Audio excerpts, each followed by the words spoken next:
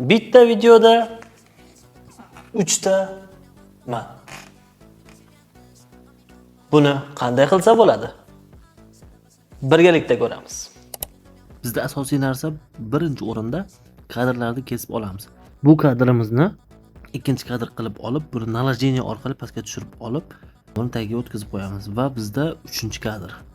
Uchinchi kadrda ham xuddi shunday qilib naложение orqali pastga tushirib olamiz. Va endi eng asosiy narsa bu videoga maska berib olamiz.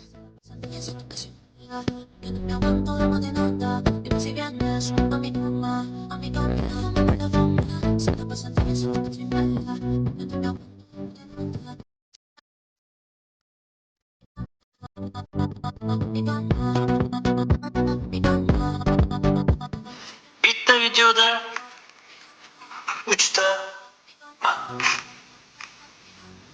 Buni qanday qilsa bo'ladi? Birgalikda ko'ramiz.